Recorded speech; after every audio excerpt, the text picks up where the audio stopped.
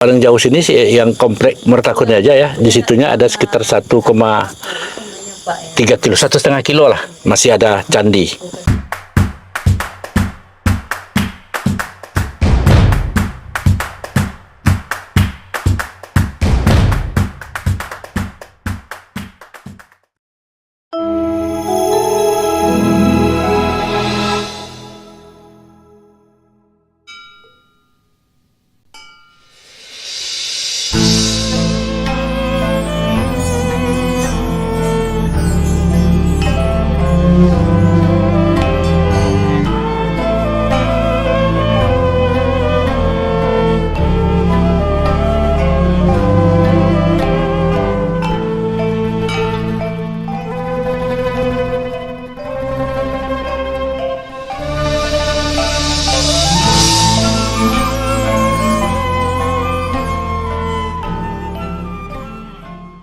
Assalamualaikum warahmatullahi wabarakatuh. Waalaikumsalam warahmatullahi wabarakatuh. Sekarang kami berada di Komplek Candi Moratakus 13 Kota Kampar ya, Riau. Jadi di samping saya sudah berada Bapak Latif sebagai pengamat dan sejarawan. Ya, peneliti sejarah Kampar Riau. Bagaimana Pak tentang candi ini? Komplek percandian ini entitas apa yang bangun? Ini dibangun oleh masyarakat kita sendiri.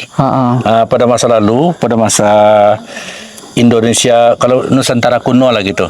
Kebetulan di sini dibangun semacam pusat peribadatan, pusat pemerintahan, pusat perdagangan, ekonomi dan segala macamnya, termasuk pendidikan, ya. Di Moratakus ini, tepatnya di Moratakus ataupun Matangkari. Nah, kemudian di sini juga sebagai pusat pemerintahan yang terkenal makmur dulu, aman, aman gitu. Pusat keagamaan di sini kompleknya. Kemudian sebetulnya komplek ini luas, bukan 4 ini aja.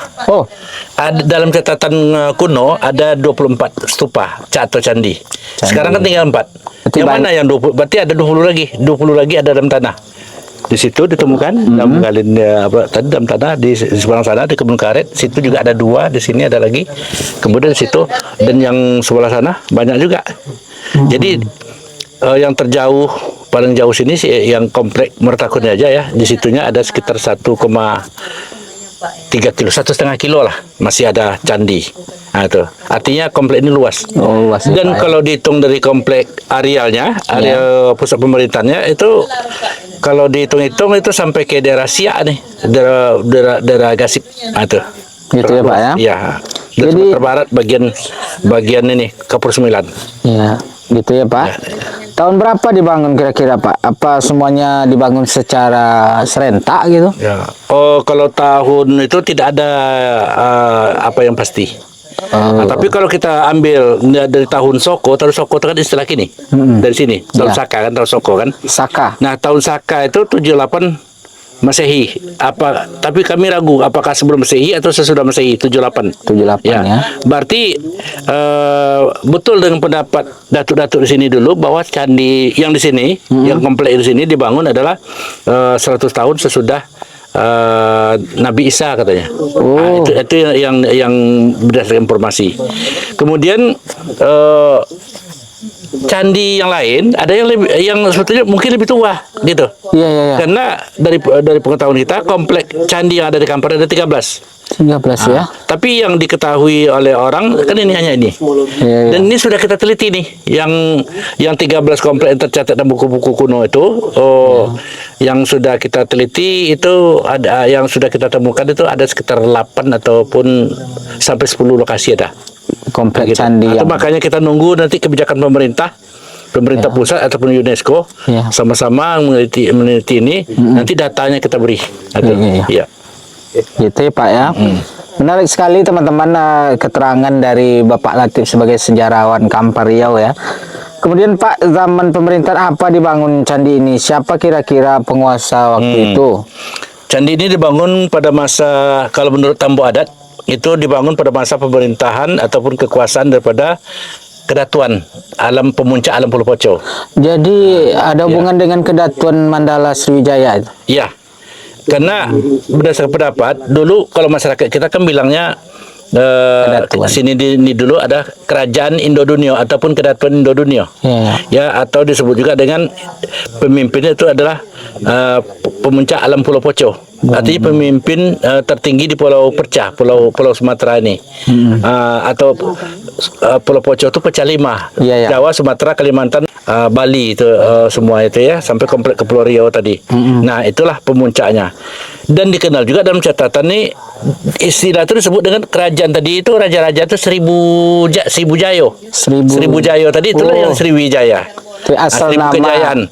Seribu Datuk, seribu apa keturunan, seribu raja segala macam, dan seribu kejayaan. Itu pun betul. Bukan kita mengatakan itu. Ada dalam catatan daripada Yunani kuno terdapat juga itu. Itu ya. Jadi Pak Latif, jadi pemimpin di kala itu siapa Pak? Bisa diceritakan. Pemuncak alam Pulau Poco. Pemuncak alam. Ya, itu gelar. Dulu kan gelar nama Maharaja kan ya? sebut ya. Sri Maharaja ya Datuk Pemuncak Alam Pulau Poco. Digantikan setelah Dapuntah yang berangkat, makanya diganti oleh Datuk Sri Maharaja Datuk Dua Balai. Balai. Yang sekarang Datuk Dua Balai yang ke-19 ya. 19. Itu yang meninggal kemarin itu Datuk Ramli kan.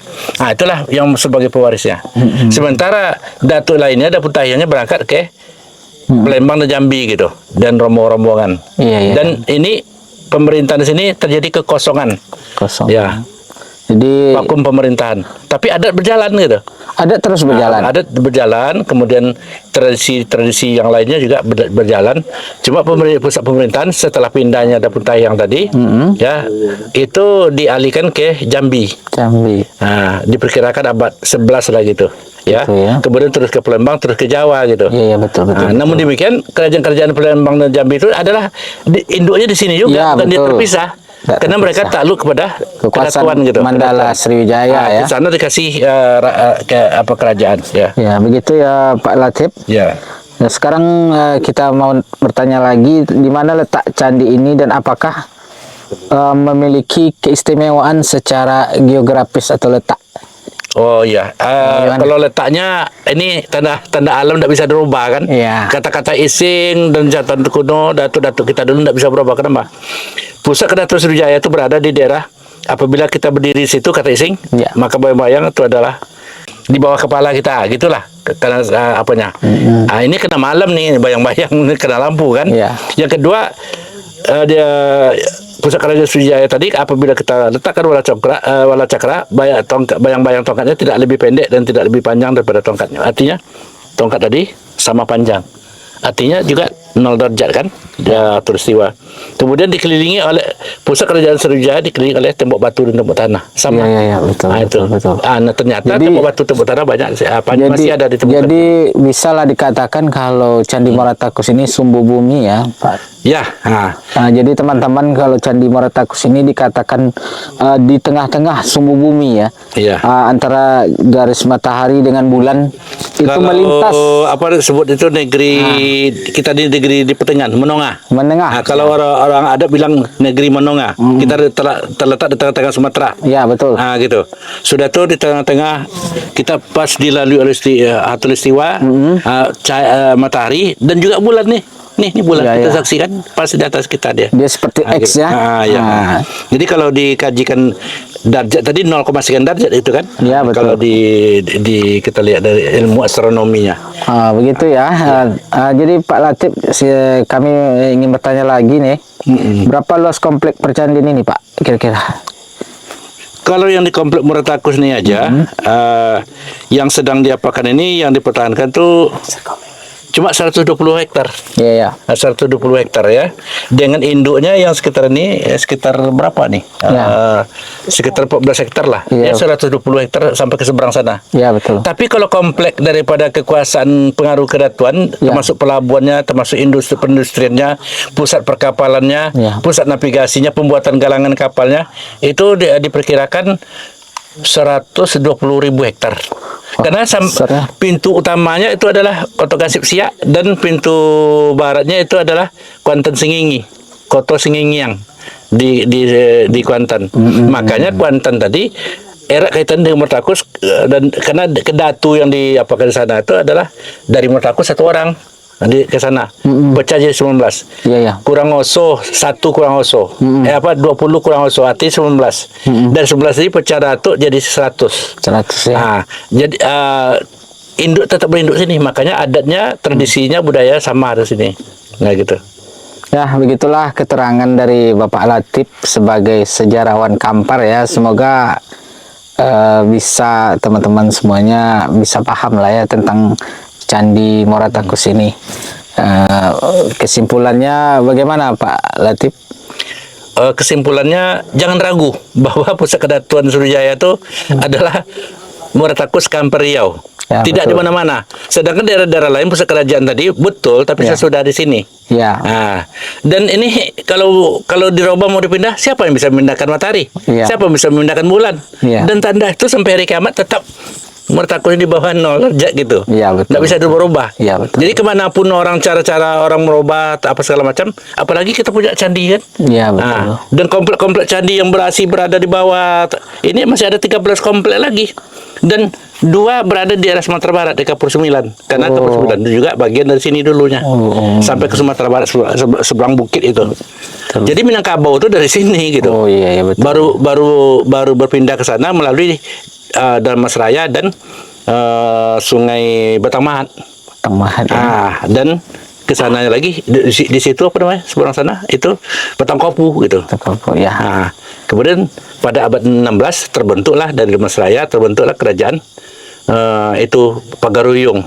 Ya. Pagaruyung 2 gitu. Oh iya. Betul. Pagaruyung 1-nya itu di Lindung Bulan, masih sini juga. Iya, iya betul. Itu ada dalam buku. Ya, dalam buku apa namanya? Silalatus Selatin, tengok. Ya. Itu. Jadi begitulah ya Pak Latif, Ya. penelusuran kita ke Ya. Candi Moratakus ini ya. Ya. Semoga bisa menjadi pedoman dan wawasan ya untuk kita semua. Jadi teman-teman jika ingin mengunjungi Candi Moratakus ini, kira-kira berapa jam Pak dari Pekanbaru Pak? Dari Pekanbaru 2 jam. 2 jam ya teman-teman.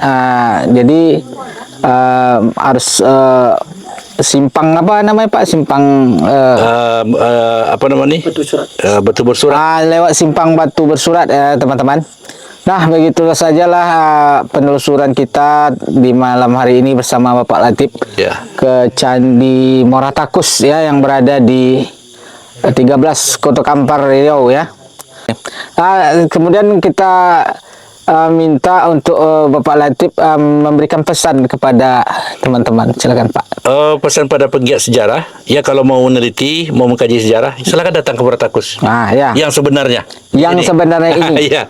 Kemudian mari kita dukung sama-sama Ya. karena ini adalah pusat peradaban dunia. Ya. Kita dukung Moratakus sebagai World Heritage. Kita dukung. Sudah jadi waiting list nomor 4 sejak tahun 17. Iya betul. Nah, kenapa belum jadi-jadi? Ini lamban Pemda kita keliru Memproses, sini. ya, memproses. Baik Kampar maupun Riau maupun pemerintah Indonesia, Nasional, kita ya. kurang sigap memperjuangkan. Padahal UNESCO sudah menetapkan ini adalah waiting list nomor 4 sejak tahun 2017. Iya betul. Nah, sampai sekarang belum turun. Semoga lah Pak ya kita harapkan pemerintah dan pihak-pihak terkait mau tetap melestarikan peninggalan situs Candi Moratakus ini untuk menjadi peninggalan apa Pak heritage dunia ya. World Heritage. World Heritage dunia. Benda warisan dunia. Benda-benda cagar budaya warisan dunia. Jadi Pak Latif terima kasih atas informasinya. Semoga menjadi informasi yang bermanfaat untuk kita semua. Ya, sama-sama. Dengan ini kita tutup ya Pak Latif Ya. penelusuran kita malam ini ke Candi Moratakus ini. Ya. Jangan lupa teman-teman subscribe, like dan komen dan share Abang Jago Explore ya. Khususnya pemerhati sejarah. Untuk pemerhati sejarah, para arkeolog, akademisi silakan lihat channel Abang Jago ini. Nah Pak Latif, untuk itu kita tutup saja ya, penelusuran kita malam ini. Terima kasih perhatian teman-teman di Abang Jago Explore. Dengan ini kami tutup dengan ucapan Assalamualaikum warahmatullahi wabarakatuh. Waalaikumsalam warahmatullahi Terima kasih, Pak. wabarakatuh. Ya.